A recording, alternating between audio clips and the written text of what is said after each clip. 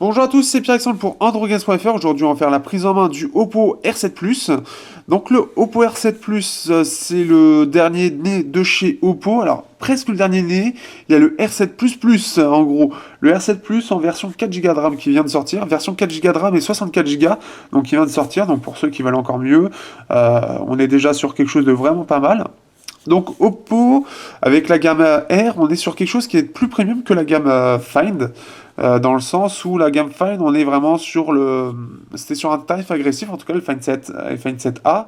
On avait des finitions plastiques, mais le reste était de très bonne qualité. Malgré ça, on avait quand même, c'était super bien assemblé. Ici, avec la gamme R, on avait les R5 qui étaient le plus fin au monde.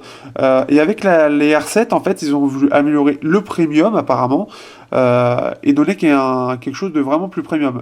Avec celui-là, on se retrouve vraiment face au Mate 7. Clairement, en termes de design, on a un Mate 7 en beaucoup plus carré. En carré, même sur la partie photo, ici, c'est la différence est assez flagrante. Même les ressemblances plutôt. On a le Oppo qui est en bas, on a les touches Sensity, bon, ColorOS, tout ça. On est sur quelque chose de super compact. Alors ça paraît pas comme ça, on a un 6 pouces, mais par exemple au Zenfone 2, rien qu'en termes de hauteur, alors qu'on est sur un 5.5, alors Zenfone 2 qui est pas ce qu'il y a de plus compact, je vous l'accorde, mais on est sur quelque chose qui est quand même très limité, hein. Même sur les bords, on reste sur... Voilà. Alors ça, c'est mon premier 6 pouces. Donc je remercie OppoFan de me faire un peu découvrir cette gamme, donc 6 pouces, avec une batterie de 4000 mAh. On est sur un Snapdragon 615, avec un écran AMOLED 1080p. Pour un 6 pouces, je m'attendais à ce que ce soit plus désagréable que ça à utiliser. Alors pour moi, ça reste trop grand aujourd'hui, ça reste trop particulier, trop massif en fait, pour tenir l'écran, parce que moi je l'utilise à une main, et pour atteindre YouTube, bah voilà, c'est un peu compliqué. D'ailleurs, je m'y reprends plusieurs fois parce que, en gros, l'appareil, quand je touche, il ne me voit pas vraiment aller sur YouTube, il me voit aller à côté. Mais c'est vraiment grand, 6 pouces, hein. Qu'au titre de comparaison, donc on a vu le Zenfone 2, même le Redmi Note, hein. Le Redmi Note est plus petit quand même, on voit que c'est plus compact, mais tout de même, hein, ça sent assez imposant. Alors, j'ai fait tester vite fait à ma mère, ah oui, je fais découvrir autour de moi. Elle a beaucoup apprécié le fait que justement la vue baisse quand on est vieux, et donc forcément on cherche à essayer de mieux voir. Et avec un 6 pouces, apparemment, elle a vraiment apprécié parce que ça lui permet de bien voir. Et comme il l'utilise à une main, elle avait l'air assez intéressée en tout cas. Donc, qui sait, peut-être qu'un jour elle prendra un 6 pouces. Donc voilà, c'est vraiment pour les gens qui veulent soit vraiment faire beaucoup de multimédia, donc avec les free 4 Go, 50 Go, eh ben, ça peut faire plutôt plaisir, puisque là on va se retrouver vraiment sur un vrai téléphone multimédia. Alors moi je suis pas ultra multimédia dans le sens où je privilégie surtout le social au multimédia quand je l'utilise, notamment aussi parce que la data ça part très très vite. Bon alors 50 Go ça peut aller, mais j'ai pas la SIM qui est appropriée pour le mettre là-dedans. Donc c'est un peu plus compliqué que ça. Pour du multimédia c'est génial. Le souci, c'est qu'on est sur un Snapdragon 615, en termes de jeux vidéo, on ne sera pas au maximum. On aurait été avec un Snapdragon 801 ou un 808 ou 810, ça aurait été mieux. Le petit souci d'Oppo, alors Oppo ne vend pas directement en France. Ils vendent en Europe et dans d'autres pays, mais ils ne vendent pas en France, mais ils ont des prix très français. Dans le sens où, pour 400 euros, il y a quelques temps, on avait un Find 7A avec un écran 1080p, un Snapdragon 801, une batterie de 2800 mAh, charge rapide, etc.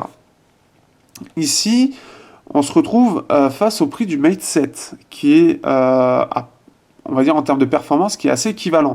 Au-delà de ça, le truc c'est que on se retrouve avec un téléphone qui se trouve à 429 euros. Donc pour un téléphone en import, alors certes import Europe, on est, je trouve, légèrement cher en fait, mais après ça a toujours été pour Oppo en termes de chinois, dans le sens où chinois aujourd'hui ça reste quand même un peu plus, c'est plus agressif que les marques européennes. Malgré ça, le Oppo me plaît vraiment pas mal, surtout pour sa batterie. Les 4000 mAh sont vraiment, vraiment appréciables et c'est plutôt bien optimisé en termes d'autonomie. L'autre avantage, c'est que c'est l'un des seuls acteurs à pouvoir gérer le S615. Parce que le S615, Beaucoup de constructeurs. Non, je déconne. Il y en a quand même quelques-uns qui l'ont utilisé et qui se sont cassés les dents. Alors, HTC, je sais pas, mais Sony, Xiaomi, Huawei, dernièrement, s'y sont complètement cassés les dents et ça réduit les performances. Même Motorola, si elle cassait les dents, alors pourtant, ils ont du Android pur. Mais sur celui-là, ça s'en sort vraiment bien. En plus de ça, les animations sont quand même super jolies, je trouve. C'est une surcouche qui divise parce que c'est une surcouche chinoise, mais je la trouve plutôt agréable visuellement, dans le sens où déjà elle est bien optimisée. Comment? Les animations sont toujours très fluides, ils font toujours en sorte que ce soit le plus fluide possible et toujours bien fait. L'appareil photo, alors là pour 430 euros, je trouve qu'il est plutôt pas mal. Il utilise le même capteur que le Huawei P8, donc l'IMX 278 c'est le premier capteur avec en fait un pixel qui prend le blanc. Donc on a le rouge RGB, donc euh, rouge, vert et bleu, et on a le blanc en plus de ça pour capter plus de lumière. Et donc par exemple, ça m'a permis de faire ce que je vous ai partagé dans la semaine. Alors, au-delà que, voilà, ça reste un capteur de téléphone en pleine nuit. Là, c'était vraiment pleine nuit. C'était à 21h, je sais plus combien, ou c'était à 21h environ. Voilà, 21h11, donc il fait nuit actuellement. Donc forcément, ça fait pas des photos très stables. Mais là, j'ai eu la chance de pouvoir tester, en tout cas en faible luminosité. Il s'en sort plutôt pas mal. Donc j'ai testé plusieurs modes, j'ai testé en RAW aussi. Et regardez, c'est quand même pas mal, hein. On est sur quelque chose de vraiment sympa. Là, c'était en... Je sais même pas quel type de truc j'avais utilisé. C'est dommage. Qu'est-ce que je peux dire d'autre? Sur la surcouche, justement, ColorOS. Alors, il faut savoir que... Alors, on a ColorOS, mais on va avoir aussi le projet Spectrum qui est en cours chez Oppo et qui, en plus de la ROM ColorOS, sont en train de développer une ROM sans surcouche, donc Android pur, mais avec les petites fonctionnalités d'Oppo, donc les fonctionnalités appareil photo qui sont assez complètes. Donc on peut voir, donc là on a plein de petites choses, Ultra HD par exemple, ou l'HDR, le GIF, l'obturation lente, le RAW, qui n'est pas forcément disponible partout. Qu'est-ce qu'on a d'autre? On a le double exposition, super macro, mode expert, quelque chose qui peut manquer. Et donc là, ce qu'ils ont fait, c'est qu'ils ont gardé ça. Ils ont gardé plusieurs choses, donc même la charge rapide. Par contre, ce qui me manque sur ce téléphone par rapport au Find, c'est Max Audio. Je sais pas pourquoi, mais il est absent. On se retrouve juste avec le Dirac HD. Ce qui fait que c'est un peu comme le R5. Je suis un peu déçu de la sortie audio, qui pour moi est un peu trop dans les aigus en fait. Ça manque de basse, c'est un peu trop dans les aigus. Et quand on active le Dirac HD pour la haute définition, bah ça augmente un petit peu cette partie aiguë. C'est pas génial, je suis un peu déçu. C'est un peu le truc. Alors maintenant, après, si vous avez suivi un petit peu, vu que voilà, je suis déçu sur là-dessus et que j'aime bien avoir du bon son, bah maintenant j'utilise les casques et le casque de chez Osdom par exemple, bah, me permet de m'affranchir de ça. Donc ça c'est plutôt agréable, et surtout vu la batterie qu'il a, alors là, je peux y aller, c'est sans problème. C'est d'ailleurs l'un de ses plus gros points forts. Déjà, l'AMOLED. Alors, petite chose, je reviens vite fait sur l'AMOLED. L'AMOLED est plutôt bien maîtrisée. On est sur des couleurs qui sont plutôt justes. Elle reste un petit peu, alors légèrement, on va dire, légèrement saturée, mais ça reste très léger. Le rouge, il ressort pas beaucoup. C'est quelque chose qui a tendance à dégouliner sur les AMOLED ou qui sont pas du tout maîtrisées. Là, on est sur des couleurs qui sont légèrement vives, mais vraiment légèrement. On est sur des couleurs vraiment, voilà, maîtrisées. Donc ça, c'est plutôt rare en dehors de Samsung.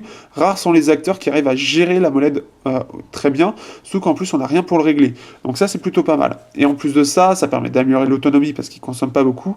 Et la batterie de 4000 mAh, là, pour la vider, je ne peux pas. Je peux faire tout ce que je veux, je consomme à mort, je n'ai jamais autant utilisé le smartphone de ma vie. Là, à part rester vraiment toute la journée, mais vraiment toute la journée dessus, je peux rien faire d'autre. À part, ou sinon je fais du YouTube, mais du YouTube pendant mon travail, même vu mon travail, ça risque d'être compliqué quand même. Au-delà de ça, je l'utilise quand même beaucoup pendant mon travail et comme on peut voir, il est minuit et même pendant mon travail, je peux pas le vider, j'arrive pas. Là, c'est vraiment aujourd'hui, j'ai commencé à 60%, j'ai un petit bug de mise à jour et il me reste encore 15%. Alors que je l'ai fait que l'utiliser au soir. à partir de 10 heures à peu près, 9 ou 10 heures, le temps que je réinstalle tout. Donc il est très très résistant en termes d'autonomie. Euh, un peu comme c'est vraiment l'équivalent du Mate 7. C'est le concurrent direct du Mate 7 et il se défend vachement bien en tout cas. En tout cas, je vous en dirai plus sur le test de façon plus détaillée et plus directe. Donc sur ce, à bientôt pour le test sur androgames.fr.